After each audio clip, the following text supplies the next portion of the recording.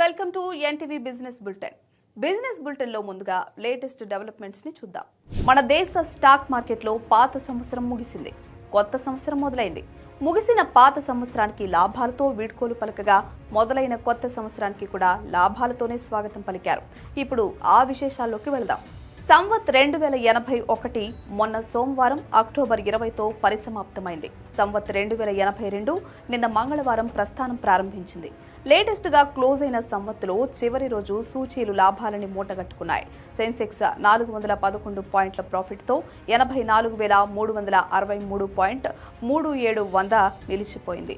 Nifty 133.30 పాయింట్లు plus అయి 25,843.15 వద్ద స్థిరపడింది. నూతన సంవత్ శుభారంభం పొందింది. సెన్సెక్స్ 63 పాయింట్లు గ్రోత్ అయి 84,426 పాయింట్ల వద్ద సెటిల్ అయింది. నిఫ్టీ 25 పాయింట్లు గెయిన్ అయి 25,869 పాయింట్ల వద్ద ఎండ్ అయింది.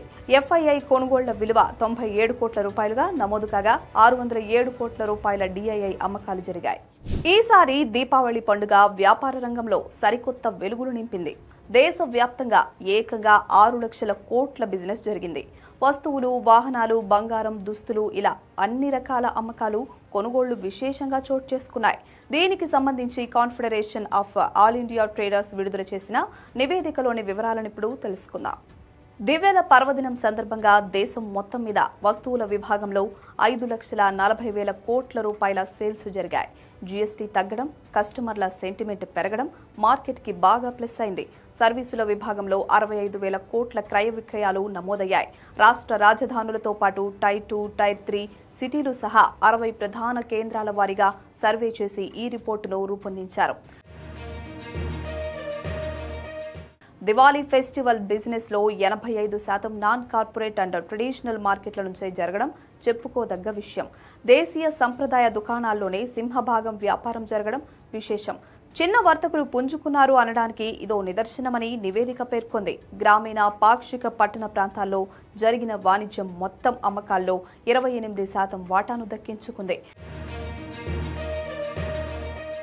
గ్రాసరీ అండ్ ఎఫ్ఎంసీజీలో 12%, బంగారం ఆభరణాలు 10%, ఎలక్ట్రానిక్స్ అండ్ ఎలక్ట్రికల్స్ 8%, మన్నికైన వినిమయ వస్తువులు 7%, రెడీమేడ్ డ్రెస్సులు 7%, గిఫ్ట్లు 7%, ఇంటి అలంకరణ వస్తువులు 5%, ఫర్నిచర్ అండ్ ఫర్నిషింగ్ 5%, స్వీట్లు మరియు నమ్కిన్స్ 5%, టెక్స్టైల్స్ అండ్ ఫ్యాబ్రిక్స్ 4%, పూజా సామాగ్రి 3%, పండ్లు మరియు డ్రై ఫ్రూట్స్ 3% వాటాలను సొంతం చేసుకున్నాయి.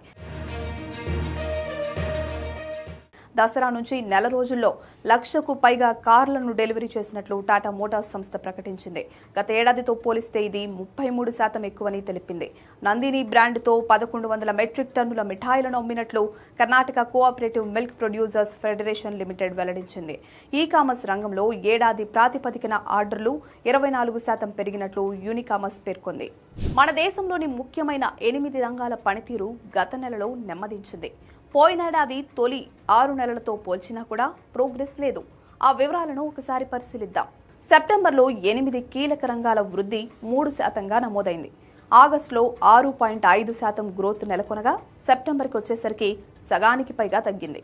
బొగ్గు, ముడి చమురు, రిఫైనరీ తదితరాల రంగాలు మందగించడంతో మౌలిక రంగ వృద్ధి 3 నెలల కనిష్టానికి వెళ్లిపోయింది. ఎరువుల ఉత్పత్తి 1.6%, సిమెంట్ ప్రొడక్షన్ 5.3%, ఉక్కు ఉత్పత్తి 14.1%, పవర్ జనరేషన్ 2.1% పెరిగాయి. పారిశ్రామిక ఉత్పత్తి సూచి సిఐఐలో ఈ 8 రంగాల షేర్ 40.27%గా ఉంది. హైదరాబాద్లో రియల్ ఎస్టేట్ రంగం తగ్గేదేలే అంటోంది. విక్రయాలు రోజు రోజుకి పెరుగుతున్నాయి. వడ్డీ రేట్లు కూడా స్థిరంగా ఉండడంతో పాటు గిరాకీ నెలకొనడం ఇందుకు కారణమని చెప్పొచ్చు. ఆ వివరాలు ఇప్పుడు చూద్దాం. ఈ సంవత్సరం జూలై, సెప్టెంబర్ మధ్య కాలంలో హైదరాబాద్లో ఇళ్లు లేదా ఫ్లాట్ల అమ్మకాలు గతేడాది ఇదే కాలంతో పోలిస్తే 53% పెరిగాయి. మొత్తం 17,658 విక్రయాలు చోటు చేసుకున్నాయి. ఈ విషయాన్ని స్థిరాస్తి కన్సల్టెంట్ సంస్థ ప్రాప్ టైగర్ వెల్లడించింది. బెంగళూరు, చెన్నై, కోల్కతా, ఢిల్లీ తదితర 7 నగరాల కన్నా మన దగ్గరే సేల్స్ ఎక్కువ జరగడం చెప్పుకోదగ్గ విషయం. రేట్ ఆఫ్ ఇంట్రెస్ట్ స్టేబుల్గా ఉండడం, డిమాండ్ పెరగడం ఈ సెక్టార్కి బాగా కలిసొచ్చింది. అమెరికా ఆంక్షల నేపథ్యంలో రిలయన్స్ ఇండస్ట్రీస్ వ్యాపార వ్యూహాన్ని మార్చింది. కొత్త సోర్సుల కోసం వెతుకులాట మొదలుపెట్టింది. ఇప్పటికే 2 దేశాల నుంచి ముడి చమురు కొంటున్నట్లు తెలుస్తోంది. దీనిపై మరిన్ని వివరాలు. ముడి చమురు కోసం రిలయన్స్ సంస్థ మరోసారి పశ్చిమాసియా తలుపు తట్టింది. ఇప్పటిదాకా రష్యా నుంచి తక్కువ రేటుకి క్రూడ్ ఆయిల్ను దిగుమతి చేసుకున్న ఈ దిగ్గజ కంపెనీ ట్రంప్ టారిఫ్లు పెరగడంతో రూటు మార్చింది. రష్యా చమురును యూరోపియన్ యూనియన్ కూడా జనవరి 21 నుంచి బ్యాన్ చేయనుండటంతో రిలయన్స్ ముందు జాగ్రత్త ప్రదర్శించింది. ఇరాక్, ఖతర్ వంటి దేశాల నుంచి తక్కువలో తక్కువగా 2.5 మిలియన్ బ్యారెళ్ల ముడి చమురు కొన్నట్లు తెలుస్తోంది. బంగారానికి ప్రజలెంత ప్రాధాన్యత ఇస్తున్నారో మన దేశ కేంద్ర బ్యాంకు కూడా అంతే ప్రాధాన్యత ఇస్తోంది. సాధ్యమైనంత ఎక్కువ స్వర్ణాన్ని కొనుగోలు చేసి దాచిపెడుతోంది. ఆ మొత్తం పుత్తడి ఇప్పుడు ఎంతకు చేరిందో చూద్దాం. భారతీయ రిజర్వ్ బ్యాంక్ ఆర్బీఐ సెప్టెంబర్లో 2 క్వింటాళ్ల బంగారాన్ని కొనుగోలు చేసింది. దీంతో తన వద్ద ఉన్న పసిడి నిల్వ 880.18 టన్నులకు చేరింది. సెప్టెంబర్ 26వ తేదీ నాటికి ఈ గోల్డ్ రిజర్వ్ల విలువ 8.36 లక్షల కోట్లకు పెరిగింది. ఆర్బీఐ దగ్గర ఉన్న మొత్తం ఫారెక్స్ రిజర్వ్స్ లో బంగారం వాటా 13.5% సమానం. మరిన్ని బిజినెస్ న్యూస్ డెవలప్మెంట్స్ తో రేపటి బులెటిన్ లో మళ్ళీ కలుద్దాం. Thank you.